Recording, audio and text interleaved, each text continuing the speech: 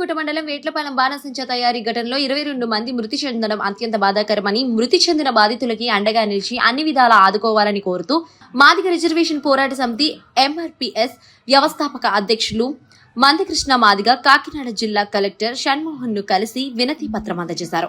ఈ సందర్భంగా మందకృష్ణ మాదిగ మీడియాతో మాట్లాడుతూ ఆసుపత్రిలో చికిత్స పొందుతున్న వారిని మెరుగైన వైద్య సేవలు అందించడంతో పాటు మృతుల కుటుంబాలకు ఉపాధి, పింఛన్లు, సదుపాయాలు కల్పించాలని కోరారు.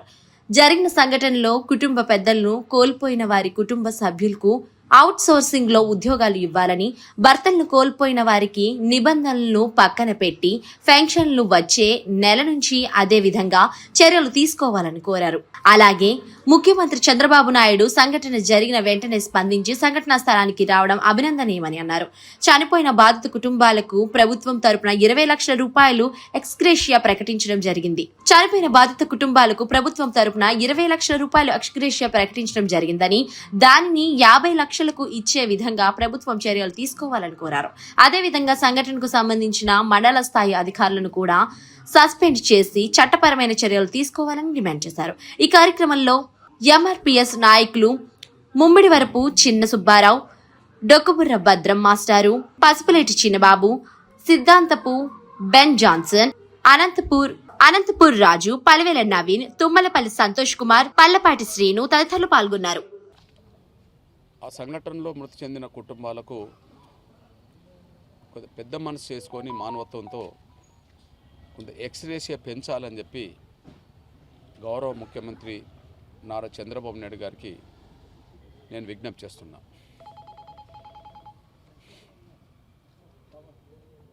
విశాఖపట్నంలో స్టీల్ ప్లాంట్ దుర్ఘటన జరిగినప్పుడు అక్కడ కార్మికులకు దేశం లెక్కలేని విధంగా ఒక్కొక్కరికి ఒక్కొక్క మృత కుటుంబాన్ని ఆదుకోవడానికి ₹1 కోటి గౌరవ ముఖ్యమంత్రి ప్రకటించాడు. అప్పుడు పాలిమర్ ఘటనలో కనీసం ఇవి పేద కుటుంబాలు, కనీసం ఒక 50 లక్షలైనా వాళ్ళకు పెద్ద మనసు చేసుకొని సాయం చేయాలని కోరుతున్నాను నేను. వాస్తవానికి ఇట్లాంటి ఘటనలు జరిగినప్పుడు అది హుదూద్ తుఫాన్ నుంచి మొదలుకుంటే, విశాఖపట్నం ఘటన నుంచి మొదలుకుంటే ఇక్కడ వరకు ఎలాంటి దుర్ఘటనలు జరిగినా కూడా అందరికంటే ముందు వాలేది ముఖ్యమంత్రి చంద్రబాబు నాయుడు గారే. ప్రత్యక్షంగా ఉండి అన్ని పర్యవేక్షణ చేస్తుంటాడు. ఆ విషయంలో మిగతా వాళ్ళతో పోల్చుకుంటే చాలా చొరవ తీసుకునే విషయంలో, క్షేత్రస్థాయికి వచ్చే విషయంలో చంద్రబాబు నాయుడు గారు ఎప్పుడూ క్రియాశీలక పాత్ర పోషిస్తాడు. ఇక్కడ కూడా వేట్లపాలెం కూడా సమాచారం అందించిన వెంటనే వచ్చేసాడు. అందుకు మనస్ఫూర్తిగా నేను ధన్యవాదాలు చెప్తున్నాను. ఇప్పటికే 20 లక్షలు ప్రకటించినందుకు నేను ధన్యవాదాలు చెప్తున్నా. కానీ పెద్ద మనసు చేసుకొని దాన్ని పెంచాలని మాత్రం నేను ఆయనను కోరుతున్నాను. ఇకపోతే నేను గౌరవ కలెక్టర్ గారి దృష్టికి ఒక 2 విషయాలు తీసుకోవడం కోసం వచ్చాను. ఒకటి, ప్రభుత్వ ఉద్యోగాలు ప్రతి కుటుంబానికి ఇవ్వాలంటే అది ముఖ్యమంత్రి తీసుకోవాల్సిన నిర్ణయం. భవిష్యత్తులో అది ఏమవుతుందో అప్పీల్ చేస్తాం. కానీ ఇప్పటికే చనిపోయిన 22 మంది మృత్యువాత పడ్డారు. వాళ్ళ కుటుంబంలో చదువుకున్న పిల్లలు ఉన్నారు. ఇంటరు, డిగ్రీ, పీజీ వరకు కూడా చదువుకున్న పిల్లలు ఉన్నారు. ఆ చుట్టుపక్కల ప్రాంతాల్లో పేద కుటుంబాలన్నీ ఈ పని మీదనే ఆధారపడి ఉంటాయి. భవిష్యత్తులో చదువుకున్న పిల్లలకు ఆ పరిస్థితి రాకుండా చేయడం కోసం కనీసం ఒక అవుట్సోర్సింగ్ ఉద్యోగం వాళ్ళ చదువును బట్టి ఒక అవుట్సోర్సింగ్ ఉద్యోగం ఇవ్వాలని చెప్పి నేను గౌరవ కలెక్టర్ గారిని కోరడం కోసం వచ్చాను. ఆయన కూడా పెద్ద మనసుతో స్పందించి ఖచ్చితంగా ఒక 3-4 రోజుల్లో నేను ఇప్పటికే చనిపోయిన బాధిత కుటుంబాలన్నిటిని నేను పరామర్శిస్తాను. ఇప్పుడు వాళ్ళు ఈ దుర్ఘటన జరిగి 2-3 రోజులు అవుతుంది కనుక వాళ్ళ బాధల్లో ఉంటారు. అదే సమయంలో ఇంటి కార్యక్రమాలు ఉంటారు కనుక నేను ఒక 4-5 రోజులు, వారం రోజులు తిరగకముందే ప్రతి కుటుంబం దగ్గరికి వెళ్ళి ఎవరు ఏ స్థాయిలో చదువుకున్నారో వాళ్ళకి ఎలాంటి ఉద్యోగం అవుట్సోర్సింగ్ ఇస్తే బాగుంటుందనే దాని మీద ప్రతి కుటుంబం దగ్గరికి వెళ్ళి నేను ఖచ్చితంగా అవుట్సోర్సింగ్ ఇవ్వడానికి మాత్రం ఖచ్చితంగా అన్ని ప్రయత్నం చేస్తామని చెప్పి గౌరవ కలెక్టర్ గారు హామీ ఇవ్వడం జరిగింది. ఆయనకు ప్రత్యేకంగా ధన్యవాదాలు కూడా చెప్తున్నాను నేను. అట్లనే ఇక్కడ భర్తను కోల్పోయిన వాళ్ళు ఉన్నారు. భర్తను కోల్పోయిన వాళ్ళకు విడో పెన్షన్స్ వస్తుంటాయి. జనరల్గా పెన్షన్స్ కొన్ని పెండింగ్లు ఉంటుంటాయి. కానీ ఇప్పుడు భర్తను కోల్పోయిన ఈ విడోస్కి ఎవరైతే ఉన్నారో వాళ్ళకు ఒక స్పెషల్ కేసుగా తీసుకొని వచ్చే నెల నుంచే ఆ పెన్షన్స్ మంజూరు చేయమని చెప్పి నేను కోరడం జరిగింది. ఖచ్చితంగా ఇది స్పెషల్ కేసుగా నేను పెన్షన్లు మంజూరు చేయడానికి నిర్ణయం తీసుకుంటామని చెప్పి పెద్ద కలెక్టర్ గారు చెప్పడం జరిగింది. దాన్ని కూడా నేను ధన్యవాదాలు చెప్తున్నాను. నేను ఎక్స్రేషియా పెంచే విషయంలో, ప్రభుత్వ ఉద్యోగాల విషయంలో గౌరవ ముఖ్యమంత్రి గారిని కలిసినప్పుడు అవి నేను అప్పీల్ చేశాను. కానీ ఎక్స్రేషియా పెంచే విషయంలో ఆయన నిర్ణయం తీసుకోవాలి, ప్రభుత్వ ఉద్యోగాల విషయంలో ఆయన నిర్ణయం తీసుకోవాలి. కానీ ఎక్స్రేషియా పెంచే విధంగా కూడా కొంత సిఫార్సు చేస్తే బాగుంటుందని చెప్పి కూడా నేను చెప్పడం జరిగింది. సిఫార్సు చేయడానికి కూడా ప్రయత్నం చేస్తామని చెప్పి కలెక్టర్ గారు కూడా చెప్పడం జరిగింది. ఇకపోతే బాధిత కుటుంబాలను ఆదుకునే దిశగా వాళ్ళ కుటుంబాలకు గృహ నిర్మాణం ముఖ్యమంత్రి గారు చెప్పాడు. అది కూడా కలెక్టర్ గారు స్పీడ్ చేస్తారని నేను ఆశిస్తున్నా. నేను కొంత మనసున్న కలెక్టర్గా, ఒక యువ కలెక్టర్గా, పేదల పక్షపాతిగా కొంత కనిపిస్తున్నాడు. ఆయనతో డిస్కస్ చేసినప్పుడు నాకు అర్థమైపోయింది. ఆయన ఏదో ఒకటి సాయం మాత్రం కుటుంబాలకు చేస్తారని ఆశిస్తున్నాను. కాకపోతే ఇక్కడ గౌరవ ముఖ్యమంత్రి గారు ఈ దుర్ఘటనకు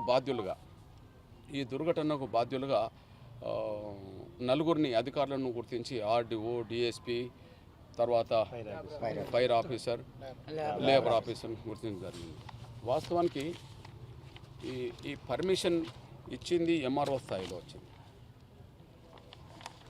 నిబంధనలకు అనుగుణంగానే ఉన్నాయని చెప్పి పర్మిషన్ ఇవ్వడానికి దారితీసింది ఎంఆర్ఓ స్థాయిలో. వాస్తవానికి నేను నిన్న పోయి పరిశీలించేటప్పటికి మాత్రం ఆ నిబంధనలో ఏ నిబంధనలు కూడా పాటించినట్టుగా కనిపించట్లేదు. అందులో ప్రధాన నిబంధనలో ఒక్క పరిశ్రమలో 70-80 మంది పనిచేయడం అనేది సాధ్యపడదు. ఏ పరిశ్రమకైనా 8 మందికి మించొద్దని చెప్పి ఆదేశాలు ఉంటే, మొన్న ఆ రోజు దుర్ఘటన జరిగిన రోజు 30 మందికి పైగా ఉన్నారు. వాస్తవానికి ఆ రోజు రానోళ్ళు అదృష్టవంతులు. ఎందుకంటే ఆ రోజు పెన్షన్ ఇచ్చే రోజు కాబట్టి దాదాపు 30-40 మంది ఆ రోజు రాలేదని తెలుస్తున్నది. వాళ్ళ అటెండెన్స్ రికార్డు చూసినా కూడా 60 నుంచి 70-80 మంది ఉంటూ ఉంటారు. అంటే అంతమందిని పెట్టి నడిపేయడం, అది బాణసంచ పరిశ్రమ నడిపించడం అనేది చట్టరీత్యా నేరం కదా. అట్లాంటి నేరానికి పాల్పడ్డ వాళ్ళతో కుమ్మక్కు అధికారులు కాకపోతే రోజువారీగా వారానికి ఒకసారి 4 రోజులకోసారి పరీక్ష చేయాల్సింది ఎవరు? ఆ నిబంధనలకు లోబడి పరిశ్రమ నడుతుందా లేదా అని పరిశీలన చేయాల్సింది ఎవరు? లేకపోతే రద్దు చేయాల్సింది ఎవరు? అధికారులే కదా. కాబట్టి ఎంఆర్ఓస్తో అధికారులు. ఇప్పుడు డిఎస్పీ రోజు వచ్చి చూడలేడు, డిఎస్పీ గారు రోజు వచ్చి చూడలేరు. కానీ రోజు ఎస్ఐసిఐలు చూసుకోవాలి కదా. వాళ్ళ ఒక మండల పరిధిలో ఉన్నప్పుడు ఎస్ఐసిఐస్లో పరీక్ష ఉంటుంది కదా. మండల ఫైర్ ఆఫీసర్ కూడా ఉంటాడు కదా, లేదా ఇంకో లేబర్ ఆఫీసర్ కూడా ఉంటారు కదా.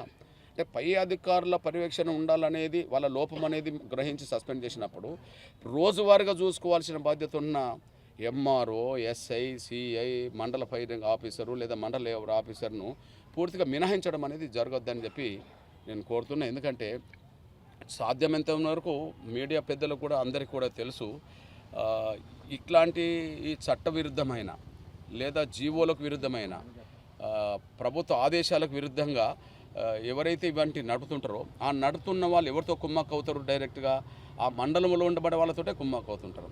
వాళ్ళు లావాదేవీల పూర్వంగా కుమ్మక్కైనా, ఇంకో రకం కుమ్మక్కైనా, ఏ రకం కుమ్మక్కైనా కూడా కింది అధికారులతోటే అవుతారు. వాళ్ళని ఎందుకు వదిలిపెట్టాలి? వాళ్ళ నిర్లక్ష్యం వల్ల వాళ్ళు ఇట్లాంటి వాళ్ళతో, యజమానులతో, చట్టవిరుద్ధమైన వ్యాపారం చేసే యజమానులతో కుమ్మక్కు కావడం వల్లనే ఈ మరణాలు సంభవించిన విషయం కూడా స్పష్టంగా రుజువు అవుతుంది. కాబట్టి ఎంఆర్ఓని వదలొద్దు, ఎస్ఐసిఐని వదలొద్దు, మండల ఫైర్ ఆఫీసర్ని వదలొద్దు, లేబర్ ఆఫీసర్ కూడా వదలొద్దు. కాబట్టి సస్పెన్షన్ అనేదే కాకుండా వీళ్ళ మీద ఇప్పుడు ఎవరైతే ఈ భరత్ అని నాని మీద, ఈ పరిశ్రమకు ఎవరైతే కారకులో భరత్ కదా, అర్జున్ అనే నాని మీద ఏ కేసులు అయితే పెట్టేశారో వీళ్ళ మరణానికి, అంటే ప్రమాదం సంభవిస్తే మరణాలు కూడా జరుగుతాయని తెలిసినా కూడా వాళ్ళను నిబంధనలు పాటించకుండా అంతమంది పెట్టడమే కాకుండా, ఇప్పుడు ఒక రోజుకు 15 కేజీలకు సంబంధించిన పేలుడు పదార్థం ఉండాల్సిన కాడ 10 రోజులకు సరిపోయిన విధంగా 150 కేజీల దాకా పైన ఉన్నది అనుకోండి. ఇప్పుడు ఆ స్థాయి ఘటన జరగడానికి, ఇంతమంది చనిపోవడానికి కారణం ఏంటంటే తీవ్రతే కదా. తీవ్రత పెరగడానికి కారణం ఏంది? చట్టవిరుద్ధంగా సంఖ్య పెంచుకోవడం కదా. అదే సమయంలో చట్టవిరుద్ధంగా సంఖ్య పెంచడంగా పేలుడు పదార్థాలు కూడా ఎక్కువ నిలవబెట్టడమే కదా. అంటే ఇదంతా జరిగింది, మరణాలు జరుగుతాయని తెలిసి కూడా చేసేయడం జరిగింది.